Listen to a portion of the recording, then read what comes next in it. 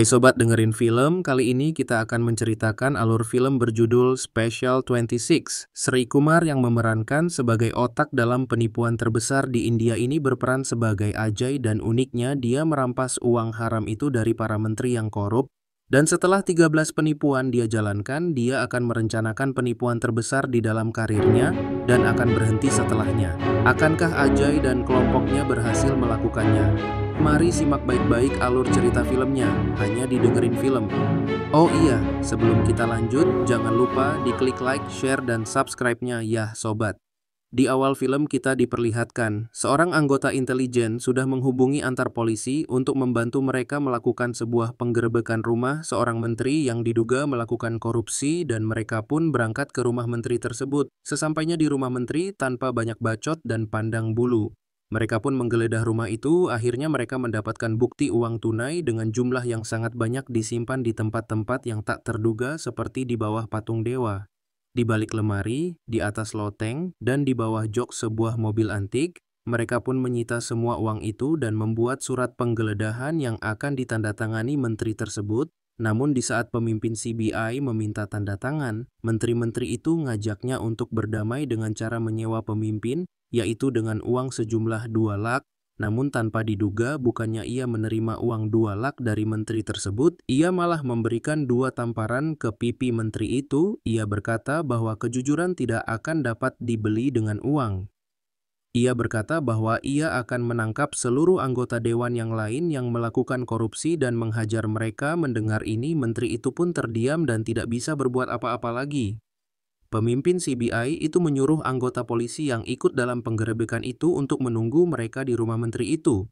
Dan mereka akan meluas seluruh barang bukti dan memeriksanya di kantor mereka. Setelah itu, ia akan mengabari anggota polisi. Kalau pemeriksaan telah selesai, akhirnya seluruh anggota CBI pergi dari rumah menteri dan membawa seluruh barang bukti ke kantor mereka. Setelah beberapa jam lalu, anggota polisi mendapatkan kabar kalau tidak ada satupun orang anggota CBI pun yang melakukan penggerebekan pada hari ini. Mendengar ini, anggota polisi itu pun melaporkan kepada menteri bahwa mereka telah ditipu dan semua barang bukti itu telah dibawa oleh penipu tersebut dan mereka pun berpisah dan pulang ke alamatnya masing-masing. Mereka adalah Ajay, Iqbal, Joginder, dan Kurana. Setelahnya Joginder menelepon Ajay, ia berkata bahwa aksi mereka kemarin sukses besar dan tidak ada pemberitahuan mengenai kasus penipuan yang mereka lakukan diberitakan di koran maupun televisi. Setelahnya Ajay menelepon Kurana dan ia berkata bahwa mereka akan bertemu di acara pernikahan Putri Kurana 1 minggu lagi dan akhirnya mereka kembali bertemu di acara pernikahan Putri Kurana. Mereka pun berpesta bersama. Di tempat lain kita diperlihatkan seorang pemimpin polisi dipanggil untuk bertemu dengan menteri yang tertipu itu dengan membawa bawahannya yang berada di lokasi. Di saat penipuan itu berlangsung, di sini pemimpin polisi menyuruh menteri untuk membuat laporan ke polisi agar polisi segera bertindak menangkap pelaku penipuan tersebut. Namun menteri menolak kalau ia sampai membuat laporan ke polisi kalau ia sudah ditipu oleh anggota DPR palsu, maka media dan wartawan akan tahu kalau sebenarnya ia memang melakukan korupsi dan itu akan menghancurkan karir politiknya. Namun polisi tidak dapat berbuat apa-apa kalau menteri tidak membuat laporan. Kesal akan hal ini, menteri menyuruh pemimpin polisi untuk menskors 2 orang si bodoh yang telah membantu aksi penipuan itu, walaupun mereka juga telah tertipu. Mereka bernama Ranveer Singh dan Santi. Setelah acara pernikahan anak Kurana, Ajay memberitahu bahwa mereka akan kembali beraksi 1 minggu lagi di kota Kolkata. Ia menyuruh Kurana untuk bersiap-siap berangkat ke kota Kolkata dan mereka akan bertemu lagi di bandara 1 minggu lagi.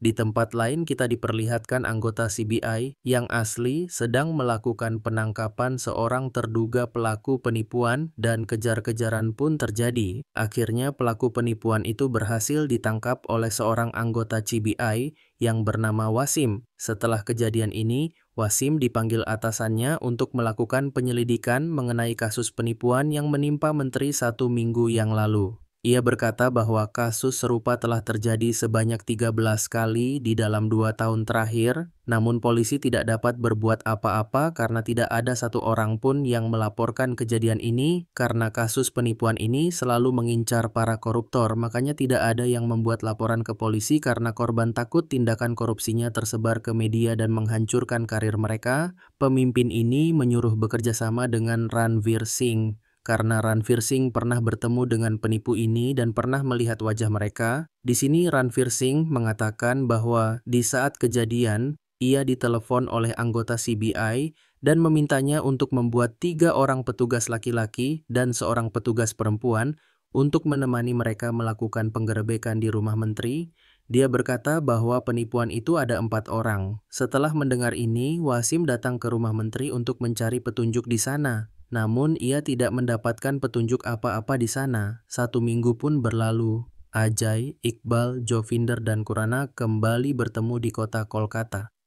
Di sini mereka mengganti pakaian dan menyiapkan dokumen palsu yang menyatakan mereka adalah petugas pajak dan mereka berangkat untuk menggerebek anggota dewan yang melakukan pencucian uang di kota Kolkata. Akhirnya mereka sampai di rumah anggota dewan tersebut, mereka melakukan penggeledahan di rumah anggota dewan. Di sini mereka menemukan uang yang sangat banyak dan disembunyikan di dalam kasur, di dalam karung beras, dan di balik foto di dinding rumah tersebut. Melihat ini, anggota dewan ini pun tak dapat berkutik karena ia mengira mereka adalah petugas pajak yang asli dan telah mendapatkan uang tersebut. Ajay dan teman-temannya pergi dari sana. Di tempat lain, Wasim mendapatkan kabar bahwa ada seorang anggota dewan dan digerebek oleh petugas pajak. Namun anggota dewan ini tidak mau melaporkannya ke polisi. Mendengar ini, Wasim kesal dan ia menelepon kantor yang bertugas menerbitkan koran. Ia menyuruh mereka untuk menerbitkan kasus penipuan ini di koran dan diterbitkanlah besok pagi. Setelah melakukan penipuan ini, Ajay dan teman-temannya menghilang dan mereka kembali pulang ke tempat mereka masing-masing. Namun di saat Ajay dan Khurana sedang menunggu pesawat untuk take off, ia melihat koran bahwa telah terjadi aksi penipuan oleh 4 orang yang mengaku sebagai petugas pajak. Ia pun memperlihatkan koran itu ke Khurana. Namun Ajay tidak takut dan gentar, bahkan ia berkata bahwa mereka akan melakukan aksi penipuan yang paling besar dalam sejarah karir mereka di kota Mumbai. Dan itu akan menjadi aksi penipuan mereka yang terakhir. Ia berkata kepada Khurana agar menunggu telepon darinya untuk memberitahukan aksi mereka selanjutnya. Lebih wah, mengenai aksi penipuan tersebut, keesokan harinya Ajay yang menemui kekasihnya bernama Priya. Di sini si Priya berkata bahwa ia akan dinikahkan oleh keluarganya 1 minggu lagi. Ia meminta Ajay untuk membawanya pergi karena ia tidak mau menikah dengan orang lain kecuali dengan Ajay. Namun Ajay berkata bahwa ia akan pergi besok ke Mumbai dan ia tidak bisa membawa Priya karena ini adalah tugas yang sangat penting. Mendengar ini, Priya kecewa dan menangis. Akhirnya ia pergi meninggalkan Ajay di sana.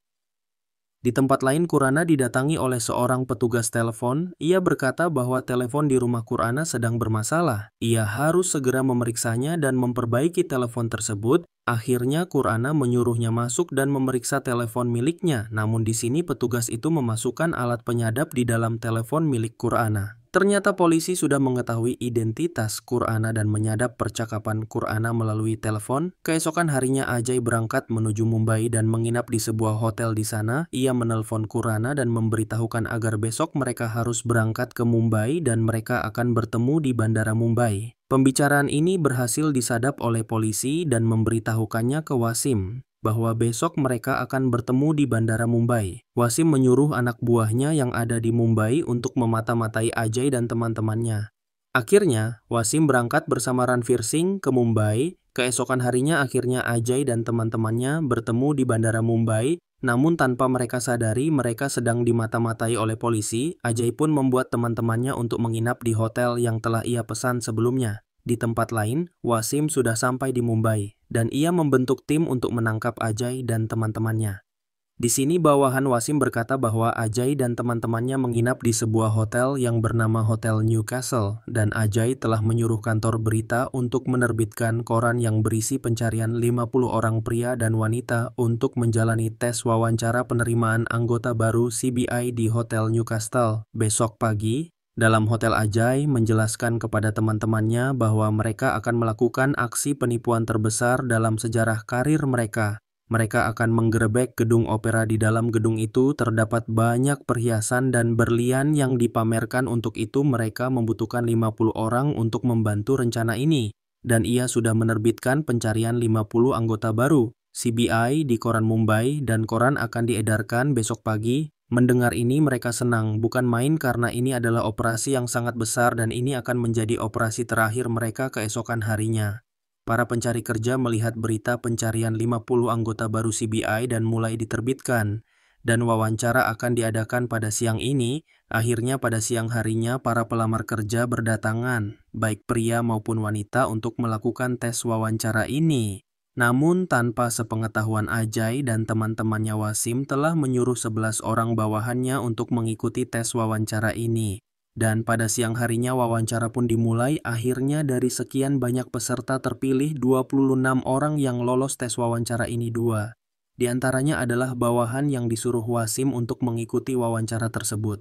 Di sini Ajay berkata kepada orang yang lulus, mereka harus datang kembali besok dengan pakaian resmi dan akan melakukan tes praktik. Nah, mereka harus melakukan penggerebekan besok siang sebagai tes terakhir mereka. Pada malam harinya, Ajay dan teman-teman mempersiapkan dokumen palsu untuk penggerebekan besok pagi. Dan Ajay mengirim sebuah surat ke pria untuk datang ke Bandara Mumbai besok jam 4 sore. Karena ia akan membawa pria pergi dan menikahinya. Melihat surat ini, pria senang. Bukan main, karena orang yang dicintainya akan menikahi dirinya. Setelah mereka menyelesaikan dokumen tersebut, mereka pun beristirahat di kamarnya masing-masing. Tak berselang lama ada seseorang yang mengetuk pintu kamar Khurana, dan ternyata itu adalah Wasim dan bawahannya. Di sini Khurana diancam dengan pistol oleh Wasim. Ia berkata bahwa mereka akan menangkap dan memenjarakan Khurana di sini. Wasim bertanya, apa rencana mereka besok? Khurana pun menjelaskan bahwa besok mereka dan 20 anggota yang telah lolos wawancara tadi akan melakukan penggerebekan di sebuah toko perhiasan pada pukul 3, dan mereka akan membawa semua perhiasan di sana dan kabur sebelum ada yang mengetahui mereka adalah penipu. Di sini Wasim bertanya, siapa Ajay dan apa latar belakangnya? Khurana menyebutkan bahwa dulu Ajay sangat ingin bergabung dengan CBI, namun selalu gagal karena ia tidak memiliki uang untuk menyuap petinggi CBI agar ia bisa diterima sebagai anggotanya. Karena hal ini, Ajay sangat termotivasi untuk menjatuhkan CBI dan melakukan penipuan selama 5 tahun terakhir. Mendengar ini, Wasim menawarkan kesepakatan dengan Khurana. Ia menyuruh Khurana untuk tetap melakukan apa yang mereka rencanakan seperti biasanya. Ia tidak boleh mengatakan bahwa mereka pernah bertemu, dan pada saat penggerebekan Khurana harus mengulur waktu agar Wasim dan pasukannya dapat membekuk Ajay dan teman-temannya dengan barang bukti di tangan mereka. Kalau Khurana melakukan semua ini, maka ia akan dibebaskan. Namun kalau Khurana menolak, ia akan dijebloskan ke penjara dan ia akan disiksa dalam penjara.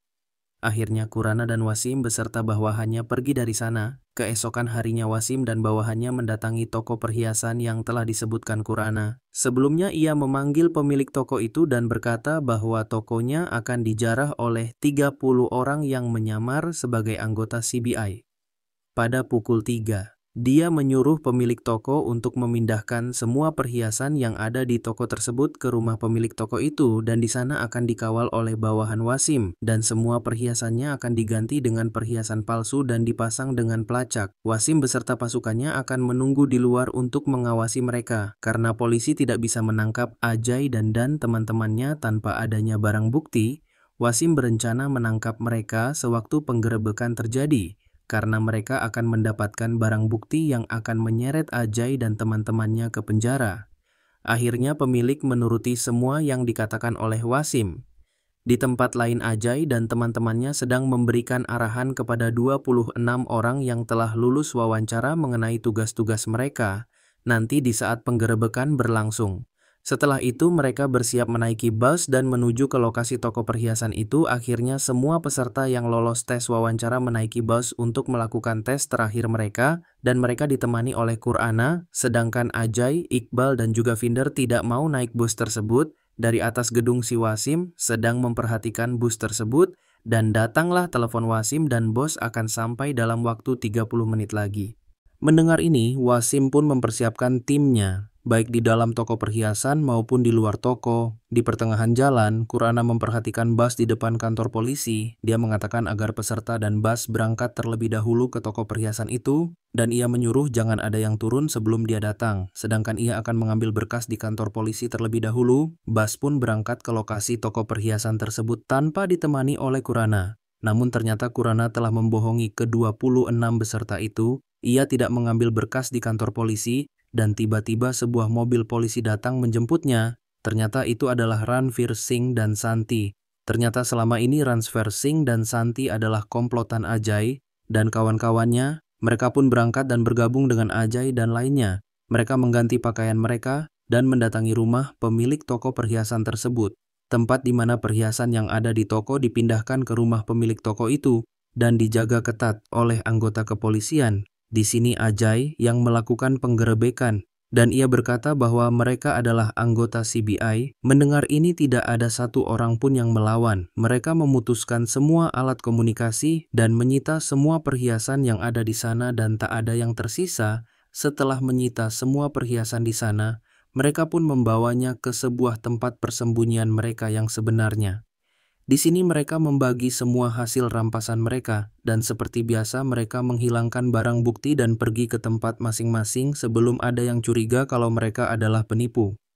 Di tempat lain, Wasim dan timnya sudah menunggu penggerebekan yang akan dilakukan Ajay dan rekan-rekannya selama 1 jam. Padahal menurut pengakuan dari Kurana, setelah semua sampai di depan toko mereka akan langsung melakukan penggerebekan di toko emas itu. Namun sudah 1 jam menunggu mereka belum juga turun dari bus tersebut. Kesal akan hal ini, Wasim mendatangi bus itu dan bertanya kepada salah satu orang di sana. Ia bertanya, mengapa mereka belum juga turun? Orang itu menjawab mereka akan turun setelah bos mereka datang dan ia sedang dalam perjalanan. Tak berselang lama anggota dari pemilik toko menelepon dan berkata bahwa semua perhiasan yang telah dipindahkan ke rumah pemilik toko itu telah digerebek oleh CBI dan mereka membawa seluruh perhiasan sebagai barang bukti. Ia pun langsung memberitahukan hal ini bahwa Wasim. Mendengar hal ini, Wasim menjadi kebingungan dan merasa bahwa mereka telah dipermainkan oleh Ajay dan rekan-rekannya. Ia berpikir bagaimana Ajay bisa tahu kalau perhiasan ini telah dipindahkan ke rumah pemilik toko tersebut. Kemudian ia mengingat-ingat lagi dan mendapatkan kesimpulan bahwa selama ini mereka telah dipermainkan oleh Ajay dan rekan-rekannya sejak awal ia mengerjakan kasus ini. Ternyata Ranveer Singh sengaja mendatangi kantornya untuk memancing Wasim dan timnya agar terjebak dalam rencana Ajay. Bahkan sewaktu mereka bertemu dengan Kurana di hotel itu merupakan salah satu rencana Ajay agar Wasim dan timnya memindahkan perhiasan ke rumah pemilik toko dan berfokus menunggu penggerebekan di toko perhiasan tersebut.